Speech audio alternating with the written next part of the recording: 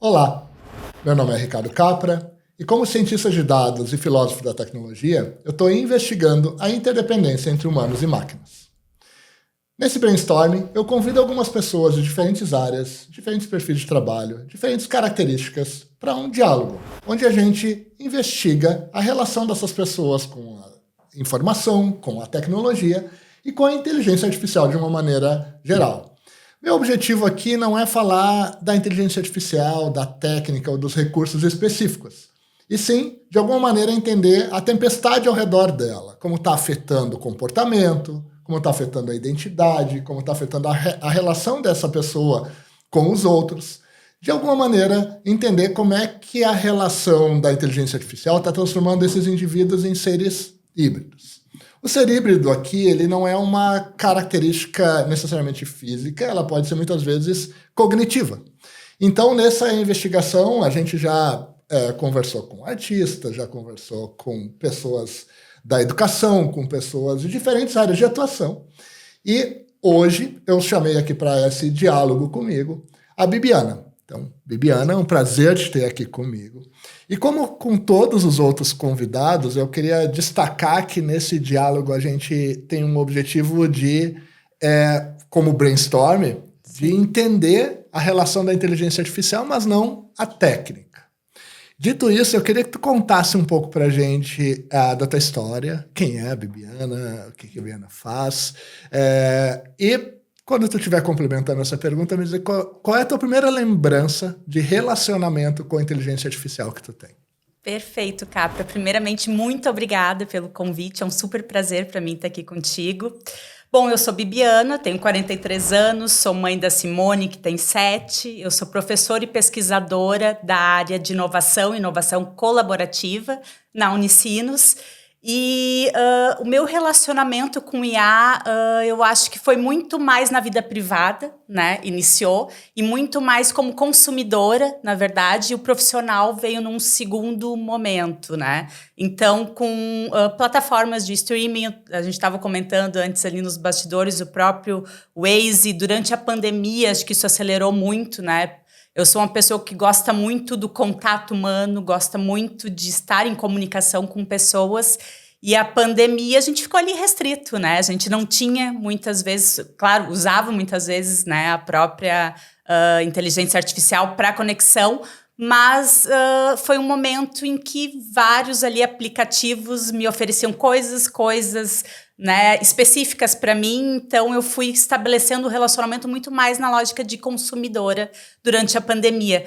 Mas eu me lembrei agora, nesse exato momento, lá em 2017, quando eu ingressei na Unicinos como pós-doc ainda, eu tive um contato, a IBM me chamou junto com outra professora que eu trabalhava na época, para a gente testar o Watson da IBM, eles queriam entender como é que a gente fazia revisões sistemáticas de literatura para eles treinarem o Watson para fazer isso, né? Então, eu tive algumas reuniões com o pessoal da IBM, mas não foi adiante nisso. E daí, hoje, olhando para a IA, como funciona, eu já teria várias outras coisas que, na época, eu não conseguia visualizar, justamente por não ter isso que tu trouxe, que é a questão técnica, né? Eu não conseguia entender, e eu vou te dizer que ainda o meu entendimento é limitado sobre como funciona, como é que a IA entrega pra gente tudo que entrega, né? Então, acho que precisava desse gap ali, 2017, 2022, ali, para ter o avanço, de fato, tecnológico pra gente chegar, e hoje eu já uso bastante das minhas pesquisas, né? E a inteligência artificial, como ela funciona? Interessante esse teu ponto. Como ela funciona para a Bibiana? Como é que ela funciona para a Bibiana? Na lógica mais assim que eu fui me aprofundando profissional, ela começou a me auxiliar, me economizando tempo, tá? E tempo, por exemplo, a gente estava falando de revisão sistemática de literatura. A gente já usava bases de dados, né, que tem ali um certo grau de IA, Mas a gente começou, por exemplo, fazer uma revisão sistemática. A gente botava lá algumas palavras-chave, apareciam 200 e poucos artigos. E eu tinha que ler os resumos dos 200 e poucos, ver o que funcionava, ver o que não funcionava. Hoje eu já tenho ferramentas que me auxiliam nisso. Elas vão ler os resumos, dizer quais e me apontar os artigos que têm mais a ver. Eu tenho, por exemplo, sei lá, um artigo específico e eu quero artigos relacionados àquele artigo e coloco o resumo dele na IA. E ela me traz artigos semelhantes. Então, me economiza um tempo que eu levava, não que a gente tenha deixado de fazer as revisões sistemáticas, mas nos economiza muito esse tempo. E economiza das mais diversas formas. Análise de entrevista, transcrição de entrevista, a gravação, na época que eu fiz o meu... Né, falei que tenho 43 anos. Na época que eu fiz o meu mestrado e o meu doutorado, eu concluí ali o doutorado em 2016... muito das entrevistas eu fazia transcrição ouvindo e transcrevendo no computador. Então, era 3 horas para cada hora de entrevista. Hoje, a IA faz isso para a gente praticamente instantaneamente. A gente ainda dá uma revisadinha, né? Eu acho que esse é um ponto importante do meu relacionamento com a IA. Ela não faz para mim as coisas sem eu voltar para revisar, sem o meu olhar humano. Porque eu ainda desconfio muito dela, tá? Legal. Então, assim, ela é um braço, acho que muito mais operacional. Não sei se limita a isso, o uso, né? Mas a forma que eu uso é muito mais nessa lógica ainda. Essa conversa não tem necessariamente uma ordem, tem vários pontos que eu vou trazendo, mas tu trouxe um ponto que ele traz um gancho para mim dentro dessa conversa, que é sobre identidade, tá? Eu conheço vários outros professores e professoras de universidades, de escolas, de uma maneira geral, e nem todos eles têm essa relação que tu tem com a inteligência artificial. O que significa que tu tá num outro lugar com relação ao uso desses recursos que essas outras pessoas. Outros cursos, outras disciplinas, aqui não vem muito ao caso e nem é um fator comparativo, mas é sim uma característica dessa simbiose da Bibiana que outras pessoas não estejam tendo ainda. Isso coloca a Bibiana numa identidade fundida com o recurso de inteligência artificial, que outros não têm o mesmo uso e nem o mesmo acesso muitas vezes. Isso te coloca num outro lugar da conversa. Talvez como a pessoa mais inteligente da sala, às vezes. Nesse sentido, porque tu está usando um complemento artificial de armazenamento de informação, usando de uma maneira, uma máquina analítica para complementar a tua atividade, que outros não sabem usar dessa maneira. Tá? Não querem usar. E aqui a gente pode trazer vários... Aqui a minha pergunta não é correto, ético, certo, não certo, e são coisas que a gente pode trazer para a conversa, mas é sobre a identidade, porque assim, essa Bibiana é diferente da Bibiana antes de 2017, ela é uma Bibiana diferente, e que muitos outros colegas de atuação, eles permaneceram numa linha não escolhendo o uso desse tipo de recurso. Tu percebe essa diferença da Bibiana, da identidade Bibiana? Tu te percebe uma pessoa diferente em razão de IA inserido na tua vida? Eu acho que a IA permite que eu faça coisas de forma diferente, mas eu acho que não chega no nível de revisar a minha identidade. Daí te explico. Por quê? Porque eu venho assim, desde a minha infância eu mudei muito de cidade. Então eu sou uma pessoa habituada a me adaptar e à mudança. Eu acho que passa muito pela sua fala em comparação, por exemplo, colegas que eu insiro essa questão da IA e é ok para mim, nem para todo mundo e é assim que vai funcionar a sociedade, né? A gente traz, historicamente, as mudanças, algumas pessoas aceitam de uma forma mais fácil, né? E outras não. Faz parte disso. Mas eu acho que, se fosse olhar para mim, o que revisou minha identidade foi o nascimento da minha filha. Isso me revisou como ser humano no mundo.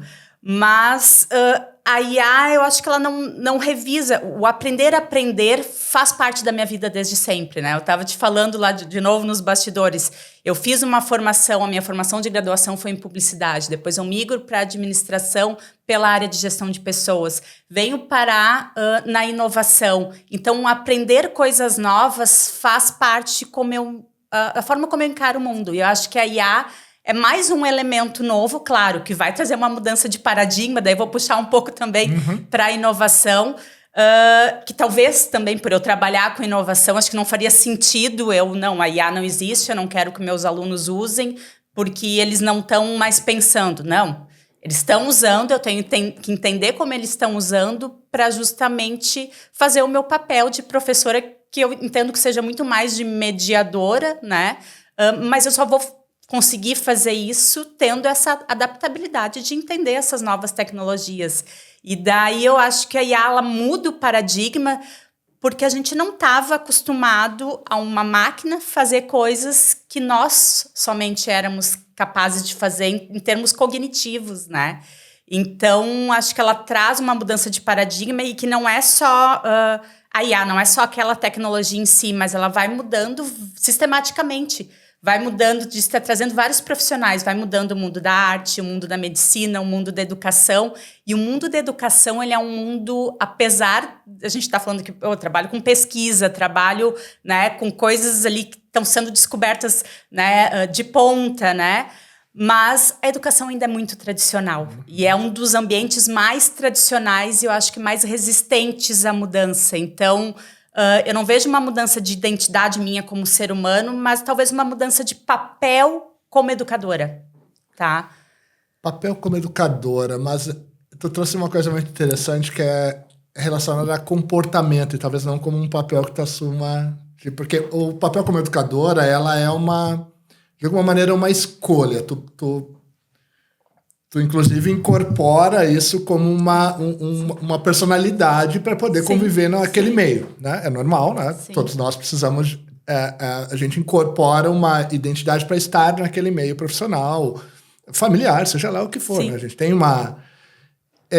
porém, tu trouxe aqui que a principal mudança da tua vida foi o fato de ser mãe, né? O fato de ter uma criança que depende de ti, que precisa ser educada por ti, né? O teu comportamento modificou desde o momento dessa entrada da inteligência artificial de alguma maneira na tua vida?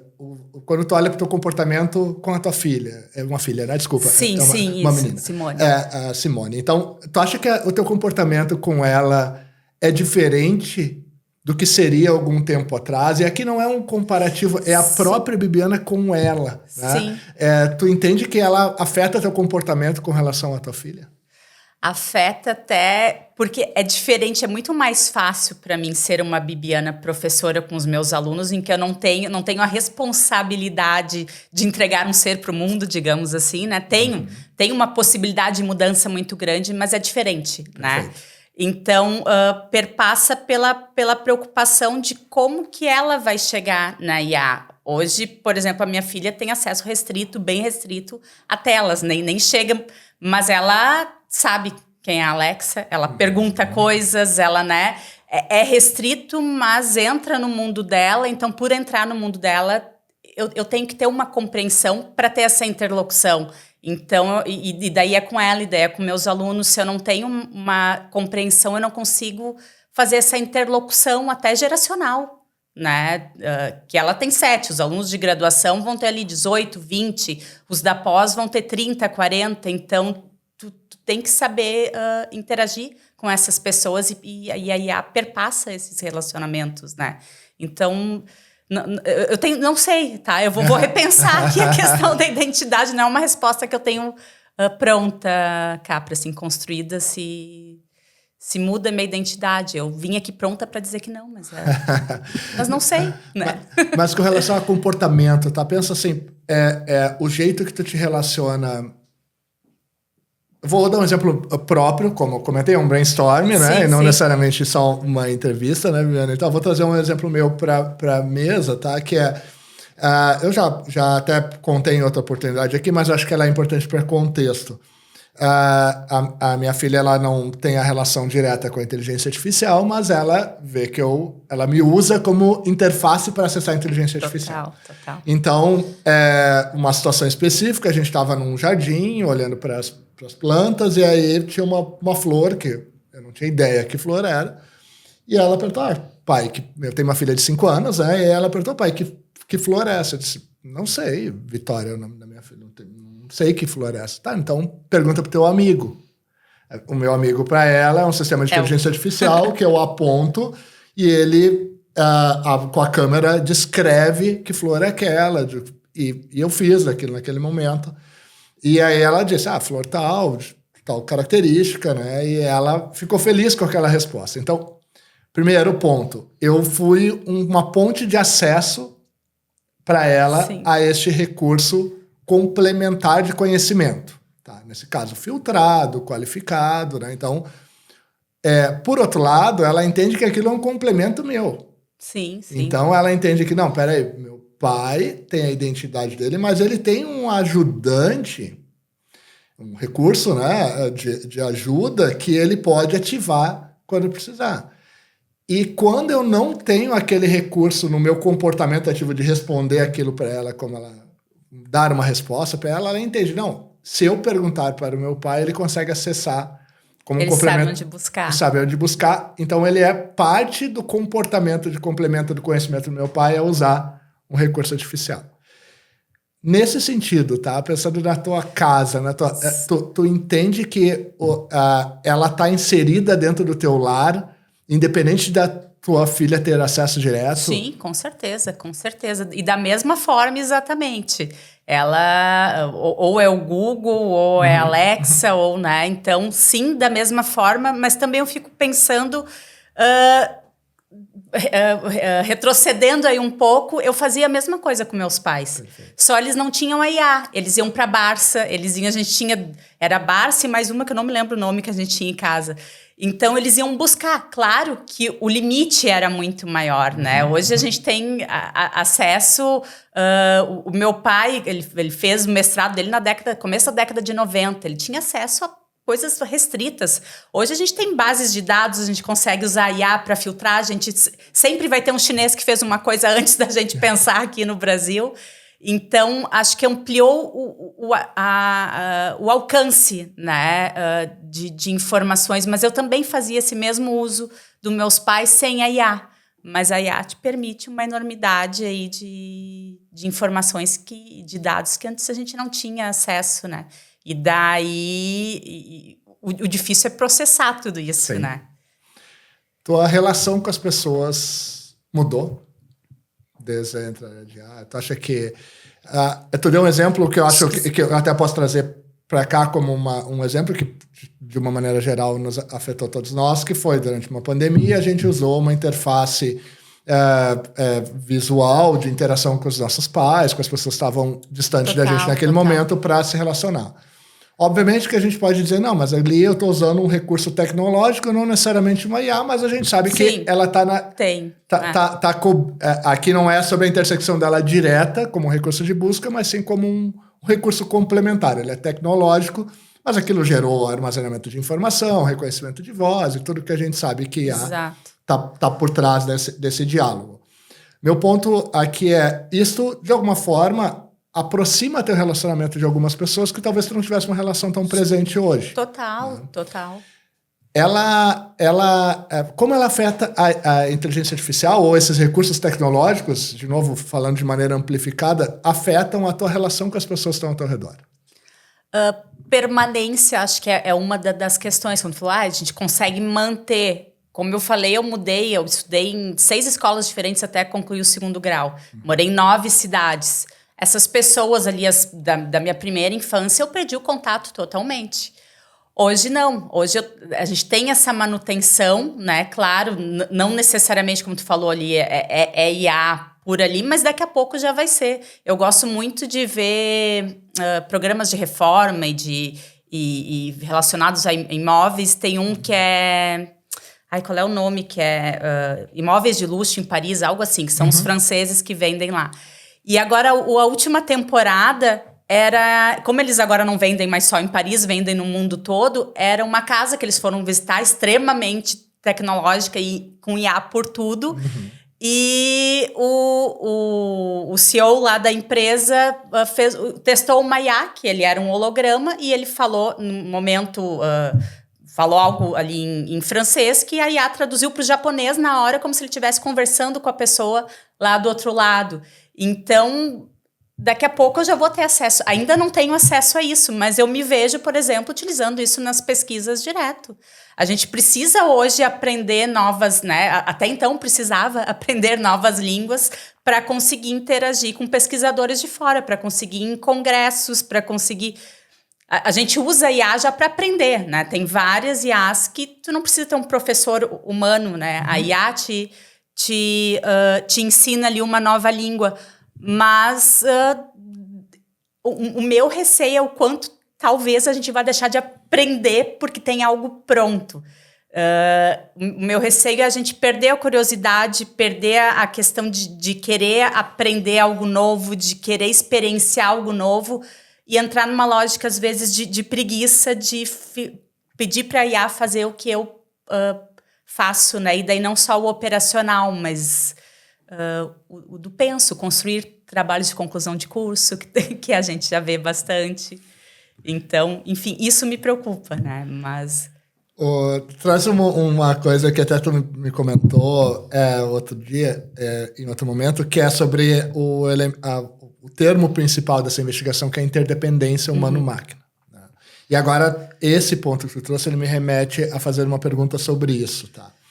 A interdependência é um conceito de que, de alguma maneira, está inserido dentro do nosso contexto, seja lá, nesse caso, a máquina, né? Então, humano-máquina é a relação que a gente está falando de interdependência aqui, mas está inserido no contexto de uma maneira que a gente já não consegue mais separar. Ele está presente, direta ou indiretamente, em tudo que a gente está fazendo. E esse é um dos objetos da investigação aqui. Mas tu trouxe aqui de uma maneira interessante que quando tu coloca que o jeito que a gente aprende está sendo afetado, eu concordo que ele está sendo modificado. Tá? E concordo que está sendo afetado, mas eu não sei se é para melhor ou para pior. Também tá? não. e aqui a minha questão é, sim, a gente vai aprender de um jeito diferente a partir do momento que a gente tem uma avalanche de informação e a quantidade de tecnologia que a gente tem ao nosso redor. Exato. A minha pergunta aqui tu entende que esta interdependência ou essa maneira colaborativa que a gente está interagindo com sistemas tecnológicos que estão ao nosso redor, direta ou indiretamente, ela, de alguma maneira, está criando uma relação com o mundo intermediada. Sim. Né? Tu percebe que isso afeta a nossa aprendizagem negativamente? Não sei se só negativamente. Eu acho que é exatamente o que tu falou. Depende do uso que tu vai fazer isso de tecnologias desde lá da máquina a vapor, né? Então, não, eu vejo alguns elementos muito positivos, né? E outros não tanto. Mas, se tu for ver historicamente... dentro de uma sala de aula, tu vai ter os alunos que antes ou depois da IA, que são os que se destacam mais, que têm maior interesse, e tu vai ter os que não têm tanto. E aqueles que não tinham tanto, talvez antes ficassem jogando o aviãozinho, não só colocassem o nome no trabalho, né? E hoje talvez eles usem a IA para dizer que fizeram alguma coisa. Então, né, isso faz parte do humano, acho que vai para além do uso da IA.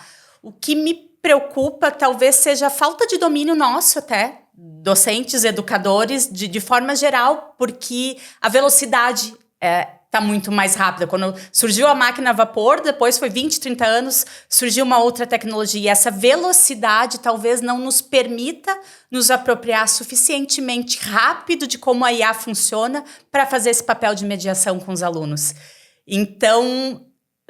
pode ser ruim, porque coisas que eu vejo, por exemplo, a gente usa muito para pesquisa, para fazer essa filtragem de artigos, para, por exemplo, buscar revistas que se enquadram. Eu coloco o resumo do meu artigo numa IA, ela me dá as revistas que mais se enquadram naquele resumo. Revistas, às vezes, que eu nem tinha pensado. Eu acabei agora de ter um aceite de publicação, uma revista que eu nunca tinha publicado, que se não fosse a IA, eu não teria mandado para ela. Nos auxilia muito, por exemplo, mandei para uma revista, daí foi recusado, daí eu tenho que modificar toda a estrutura ali, formatação para mandar para outra. A IA já faz isso para mim. Então, né, ok. O que me preocupa é quando o uso dela, por exemplo, a gente faz visitas técnicas com os alunos. Eu recebo relatórios dos alunos que a IA fez. Poxa, uma visita técnica é humano ali. E aquilo que aquela pessoa, por exemplo, vou dar um exemplo, a gente foi visitar o Senai lá de São Leopoldo, que é extremamente interessante em termos tecnológicos de robotização, que usa muito IA, e as pessoas que explicaram para a gente, né, como é que funcionavam os processos de inovação, elas trouxeram elementos que são únicos ali do dia a dia delas, que não tá, muitas vezes, né, não estão ainda na rede, talvez estejam daqui a pouco, né, já faça mais sentido, mas eu recebi relatórios genéricos. Então, a questão muitas vezes é na profundidade. Isso acontece em pesquisa também. Só que eu acho que às vezes as pessoas criam uma resistência e começam a achar que também que tudo é IA. Uhum. Eu participei de uma defesa de tese em que, para mim, claramente, a menina tinha escrito o texto. Uhum. Né? Até porque eu conheço, né, fui professora dela por 4 anos antes de existir a IA, da gente, pelo menos, ter acesso para usar para isso. E ela, quando a gente tem profundidade sobre um tema específico, a gente consegue perceber se foi utilizado ou não o IA pelo grau de profundidade. Eu não sei até quando, tá? Uhum. Isso talvez me assuste, tá, Capra? Mas a gente ainda consegue perceber. Então, e daí avaliações, por exemplo, um membro da banca foi utilizada IA para fazer... Não, só porque o trabalho está bem escrito, não significa que foi utilizada IA. Mas isso é histórico, né? Como a gente está falando, desse receio, mas essa mesma menina provavelmente utiliza IA para tradução de trabalhos, que antes a gente dispendia recurso financeiro. Nos projetos, a gente precisava destinar um valor lá para pagar tradutores. Hoje, a gente usa o Grammarly, a gente usa o próprio ChatGPT, né, para fazer essa tradução e não precisamos, né, claro... Isso tira postos de trabalho de pessoas, entra por uma questão ali de trabalho, que daí, né, já vai para um outro elemento também, mas que também, historicamente, a tecnologia foi modificando também, profissões que não existiam passaram a existir, e isso também faz parte dessa transição. Acho que não tem como a gente negar e ficar resistente ao uso da IA, porque ela tá aí, né? E somos já interdependentes, como tu mesmo falou. E essa, para mim, essa palavra interdependência é uma palavra muito cara, porque a partir do momento que eu tenho uma inteligência que eu consigo entregar para a máquina, fazer uma pergunta, né? E a minha interação com a máquina, eu tenho algumas competências que eu entrego para ela uma pergunta e ela me traz alguma coisa e eu começo a ter esse diálogo com a máquina e produzo algo para além do que eu sozinha conseguiria e o que a máquina sozinha conseguiria, aí que está o grande ganho, né? Tu trabalhar, de certa forma, não é com uma outra pessoa, é com uma máquina de forma colaborativa, mas para entregar algo que além, né, do que eu seria capaz individualmente. Isso eu acho muito bacana de forma assim, geral.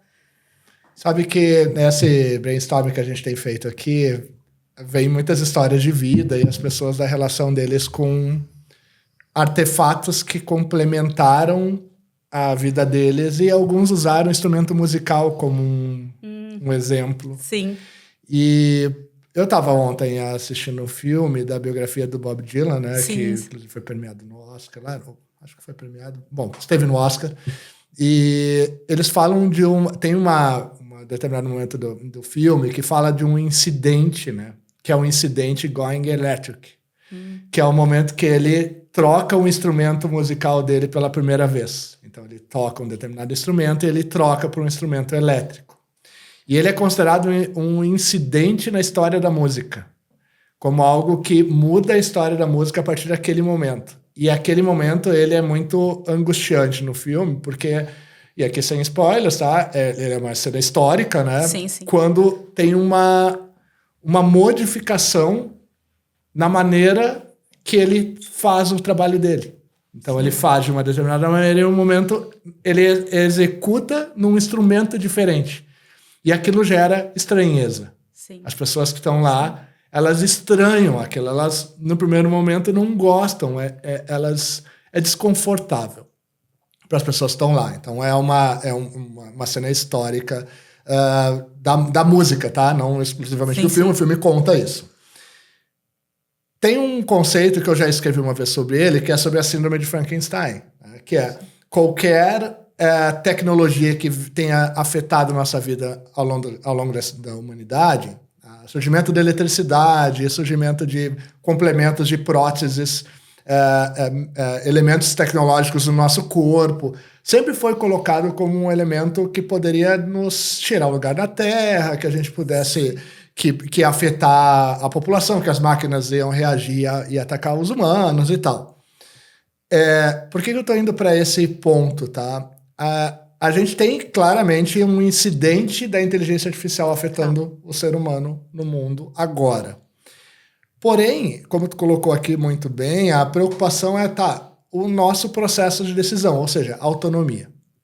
O quanto a Bibiana, nesse momento, entende que a sua autonomia está sendo afetada ou corrompida, nesse caso, em razão dos recursos artificiais. E aqui eu vou lembrar, tu falou logo no início, do Waze, do Spotify, do YouTube, que te recomenda baseado nas tuas escolhas, e que talvez tu esteja cada vez decidindo menos, escolhendo menos onde tu vai comprar a tua blusa, onde tu vai comprar o teu colar, onde tu vai comprar teu brinco, porque tu tá tão inserida que nem percebe o quanto esse recurso está afetando a tua autonomia, porque talvez a tua autonomia, teu processo decisório, em razão desse incidente que ele é invisível dentro do contexto, a gente já não consiga... Tu consegue separar isso?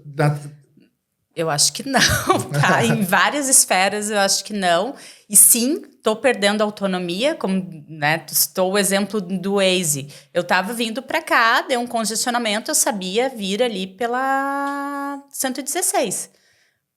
O Waze me direcionou para outro lado, eu segui ele, tipo, de olhos fechados. Às vezes ele nos coloca numa fria, né? Dependendo onde tu vai. Já fui posta em situações até de risco de parar em lugares que não eram seguros. Acontece, mas eu acredito, normalmente, eu sigo e não entendo como... Eu perco autonomia em algumas esferas, mas eu estou disposta a perder essa autonomia...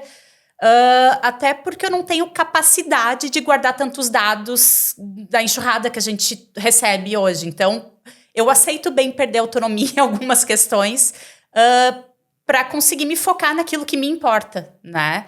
Então, o Waze, a questão, por exemplo, a gente falou do Netflix, de escolher, de ir me dando filmes e séries que eu gosto. Antes eu perderia, entre aspas, tempo procurando. É mais fácil. Só isso traz um outro elemento que daí talvez seja o lado negativo disso, que quando a gente não tinha Spotify, por exemplo, a gente não tinha Netflix, a gente era obrigado a ver filmes que estavam passando na TV aberta, né? Sou da época da TV aberta ainda, da época do rádio, em que a gente o máximo conseguia ligar e pedir que tocasse uma música. E ficava, né, esperando se ia tocar ou não aquela música. Só que ao mesmo tempo que isso acontecia, a gente era exposto a estímulos diferentes daquilo que a gente gostava, né? Então, essa diversidade também... acho que acontecia de forma maior. A partir do momento que eu tenho um Spotify, um Netflix, um Instagram, que é tudo direcionado para aquilo que reforça o que eu gosto, talvez eu perca espaços de ter contato com coisas diversas do que me agrada. O que eu acho extremamente importante em termos de mundo, em termos de experiência, em termos da gente aceitar o diferente, em termos... Eu trabalho com inovação, como é que eu vou inovar se eu tenho só reforçando que aquilo que eu faço é legal, é bom, e daí se eu vou inovar, por exemplo, meus alunos, eu dou na graduação uma disciplina que é a introdução, ali, inovação 1 e inovação 2 no GIL, e eu trabalho muito, eles usam muito IA, né, e eu não preciso nem ensinar, eles que me ensinam, na verdade, né, Mas o que eu faço? Eu tiro eles da IA em alguns momentos e levo pro Lego, levo pra massinha de modelar, levo pra rua, levo pro papel, para eles tentarem experienciar de outra forma, porque se eles se preocuparem muito com a resposta certa que a IA vai trazer, eles não pensam de forma diferente. Isso para inovar, essa disrupção, e o errar é muito importante, né? Então... enfim, já fui lá para outro lado. Eu te falei, né? Tem que me puxar, porque daí eu já vou para outro elemento. Mas eu vou dizer que não me incomoda essa perda de autonomia em algumas esferas da minha vida. Eu ainda entendo que as maiores decisões... o próprio Waze, se são caminhos que eu tô acostumada, ele ali, eu desço a Anitta direto e ele me manda pegar numa rua que não vai ter, que é super íngreme e não vai ter uma sinaleira para eu conseguir atravessar. Eu desobedeço ele toda vez e vou pela outra, porque eu sei que apesar dali ser mais perto, eu vou ficar mais tempo esperando para me dar espaço para eu conseguir sair dali. Então, algumas tomadas, mesmo nesse que eu não me importo, algumas tomadas de decisão... ainda, né, eu tenho, mas eu não me importo de perder esse tipo de autonomia, assim, não... Esse exemplo que tu deu agora é interessante porque ele fala um pouco do papel de supervisão do trabalho, da atividade da IA. Exato. E trouxe logo no início da tua fala aqui comigo uma questão de um novo papel do educador, talvez da mãe, do pai, dentro desse cenário, que é um papel de mentoria, de tutoria, de tutor, né? Nesse momento, de tutora nesse momento. O que eu estou tentando trazer aqui talvez com esse monte de tecnologia e informação ao nosso redor, a gente tem que ajudar a fazer uma curadoria para as próximas gerações. Tu entende que esse é um pouco do papel da mãe, da professora, da sociedade que precisa ajudar nessa curadoria e a fazer perguntas? Como é que tu entende esse papel nosso, responsabilidade nossa com as próximas gerações que estão chegando com relação aos recursos que a gente tem à nossa disposição? Acho que total. Eu estava ontem, né, conversando com meu marido justamente sobre, se tu for para as redes, hoje já tem IAs que são modelos, não é modelo manequim, né, mas enfim, são modelos que vendem diversos produtos, não precisa mais pagar uma pessoa, mas ao mesmo tempo segue numa lógica de um estereótipo ali de corpo, de eu sendo mãe de uma menina... tem a entrada das redes sociais, né, já nessa discussão, mas a lógica da IA vai trazer um híbrido não, uma IA, um avatar, né, que ela não tem como ser. Isso complexifica ainda mais, que antes eram, tipo, na minha época tinha a Gisele Bündchen, que tem a minha idade, mas era a Gisele Bündchen, sei lá, né, esqueci o nome das outras, mas enfim, eram poucas mulheres, né. Hoje a gente já tem a enxurrada nas redes sociais de diversas mulheres que daí tu não sabe se tem uso de IA ali ou se não tem. Então tu não sabe o quanto daquilo é real e o quanto não é. E tem os avatares. Então a responsabilidade de olhar e de mediar essa interface, de olhar com uma postura muitas vezes crítica para aquilo, tá? Mas o que é possível, o que não é, como pessoa, como humano, para atingir né, aquele modelo. E isso, sim, é uma coisa que me preocupa em termos de construção desses pequenos indivíduos, porque como eu pego ali eles entrando na graduação, a gente vê muito, e claro, isso é para além da IA, mas é para uma construção social que a gente tem, né, da mulher como objetificada, enfim, né, mas dessa lógica de dar muito valor para isso, e já os meninos numa outra lógica de entrarem mais infantilizados. Então a gente vê essa questão de corpo com as meninas e os meninos mais infantilizados, e isso perpassa pelo uso que eles vão fazendo ao longo da adolescência, do seu relacionamento com o IA e dos relacionamentos que eles constroem entre eles, porque é muito mais fácil eu estabelecer um relacionamento com uma IA e desmanchar um relacionamento com uma IA do que estabelecer aqui um relacionamento com Capra, né? E, a gente estabelece um relacionamento de confiança, né? A gente tem o que eu costumo trazer para os alunos nas aulas de colaboração, a gente tem a sombra do futuro.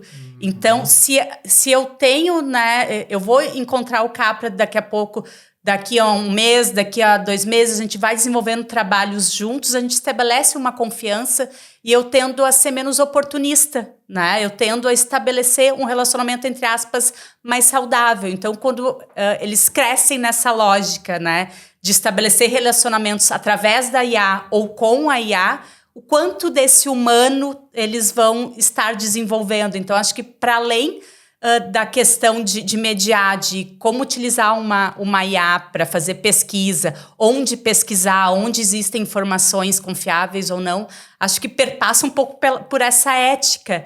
E daí tu trouxe antes uma questão que a IA tá aí, né? Eu falo demais, desculpa. Mas só que o que me preocupa também é que a gente não tem políticas públicas, a gente não tem regulamentação que andem, né, na mesma velocidade que a IA avança. E daí sim eu vejo que é um problema. A gente vai ter, óbvio que a gente vai ter, como historicamente, vai ter perdas de postos de trabalho que existiam, não vão existir mais, vão surgir novos, e isso, né, historicamente sempre foi se modificando. Mas também, historicamente, a gente sabe, né, que a questão das políticas públicas e da regulamentação não acompanhava quando era, né, quando esses saltos tecnológicos eram maiores. Então, esse encurtamento desses saltos tecnológicos me preocupa, assim, nessa forma mais ética de construção social mesmo.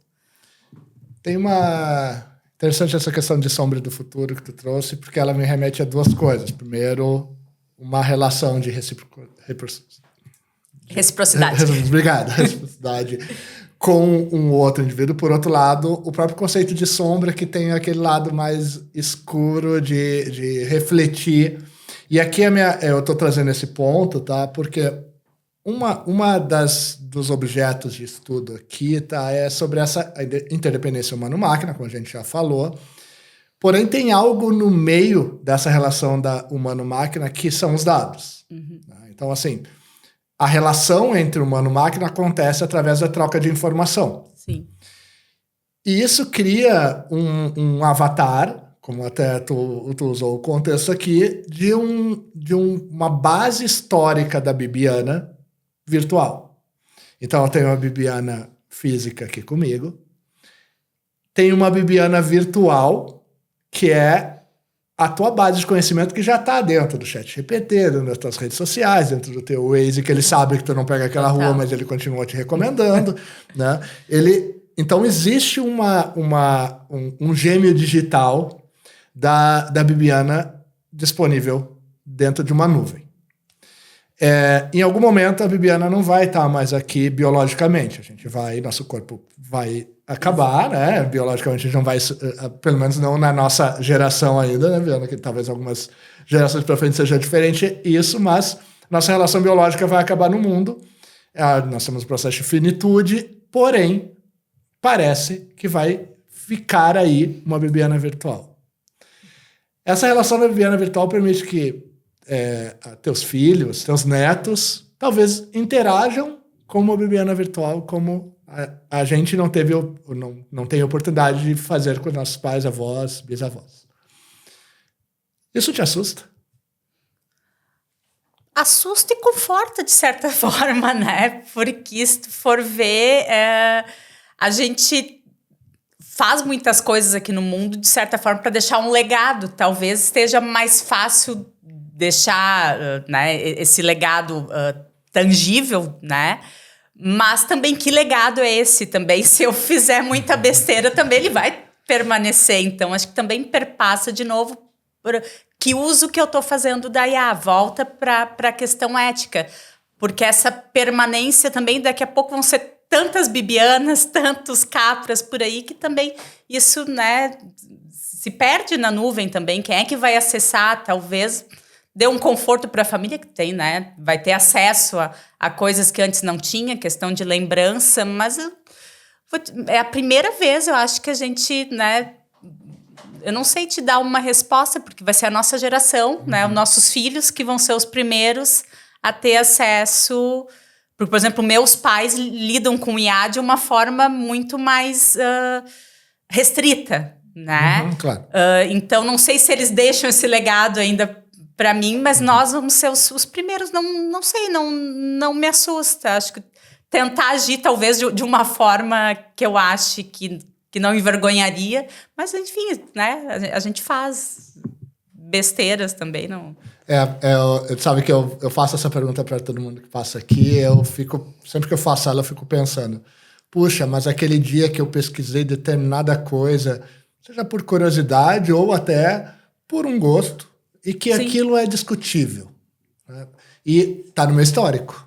Assim, então, o íntimo teu. O íntimo, exato, exatamente. Exato. E o íntimo, ele talvez nesse momento tenha um julgamento, mas talvez lá no futuro ele pode ter um julgamento muito negativo com relação a esse íntimo. Sim. Porque muda a geração. O que eu pensava naquele momento era daquele momento, e talvez a evolução do mundo tenha levado para, não, isso era errado. Sim. E o meu comportamento era errado naquela época. E tu não tinha percepção. E aí a gente pode trazer diversas evoluções históricas que a gente teve, que foi percebendo ao longo da evolução que aquilo era errado, ou que estava... então eu sempre fico pensando que, puxa, o que eu estou pesquisando, deixando, que vai aparecer no meu gêmeo digital, que não necessariamente me representa, mas era uma dúvida que eu tinha, ou um pensamento que eu tinha naquele momento do meu íntimo, que talvez até o fato de expressar isso esteja deixando um rastro que não me representa.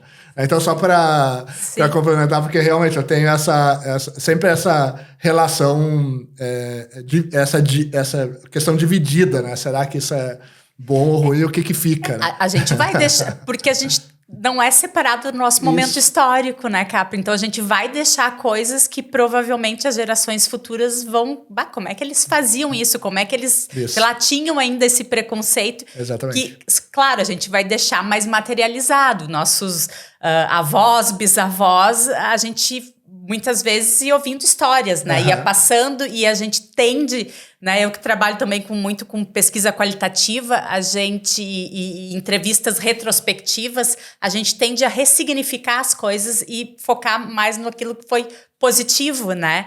Perfeito. Então, quando as histórias vão sendo ressignificadas e chegam pra gente, né? Talvez aquela pessoa já chegue melhorada, a gente vai chegar como era. Exato. Né? Então, isso talvez seja interessante. A gente não vai estar aqui para ver, mas... Tu te considera um ser híbrido? Sim, considero. Acho que eu não me vejo hoje mais vivendo sem IA, e eu acho que a educação... Estava lendo ontem uma matéria que saiu na Business Harvard Review. A gente está usando muito para a questão de terapia, para a questão, né, de propósito, mas 16% é para a área da educação. Então, se eu me considerar um ser não híbrido, eu vou estar fora da educação. Eu acho que, né, se eu quero permanecer nessa lógica, eu quero, de certa forma, ter um papel, não sei se de mediadora, de tutora, talvez eu nem saiba ainda o papel que eu vou ter, né? Vou descobrindo, talvez, ao longo agora dos próximos anos. Mas, assim, eu tenho que ser um ser híbrido para seguir nessa lógica. Interessante essa resposta de ter que ser um ser híbrido. Sim. Porque ela coloca até um ponto adicional no que outras pessoas responderam aqui, mas é interessante. Tu quer deixar algum... essa foi a última pergunta, tá? Tu quer deixar algum recado para outros seres híbridos que estão se descobrindo nesse processo? Porque muitas vezes a pessoa está ouvindo, está nos acompanhando aqui, está pensando, puxa, tudo isso eu faço, mas eu não tinha me pensado como um ser híbrido. Teria algum recado que tu queira deixar, alguma mensagem que tu acha legal para uma reflexão, algum ponto que tu queira deixar para quem está nos acompanhando aqui? Tá falar para a câmera, fica à vontade. Ai, não sei, não tenho nenhum fechamento, como tu falou, é um brainstorm, né? Mas... permanecer com essa questão da curiosidade e aberto à interlocução com a máquina também, para a gente ter um papel ativo, né, nesse processo de construção, porque a partir do momento que a gente só fica receoso e não quer saber daquilo porque não nos é tão fácil de interagir, ou a gente não reconhece como fazendo parte do nosso mundo, a gente perde também o nosso poder de decisão no mundo. Então, quando eu disse para ti que eu acho que eu tenho que fazer, porque eu acho que não é... porque se eu não fizer parte, eu não tô no mundo no qual...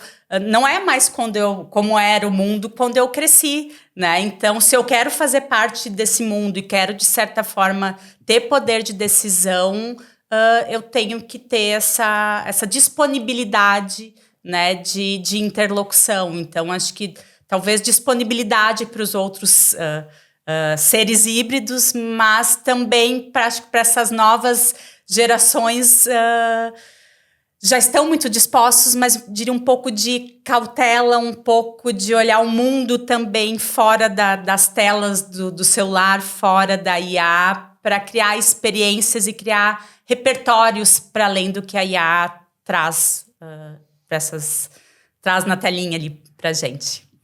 Obrigado, Bibiana. Eu que agradeço, foi um super prazer, Capra. Tive a oportunidade de conversar com mais um ser híbrido aqui comigo. Obviamente que aqui a questão do ser híbrido é sobre uma investigação sobre essa relação com a inteligência artificial, como eu comentei já no início. A Bibiana trouxe vários pontos adicionais para esse nosso diálogo, mas eu te convido, que está acompanhando aí, esteve acompanhando esse episódio, que assista os outros episódios com diferentes pontos de vista, diferentes características, perfis diferentes profissionais.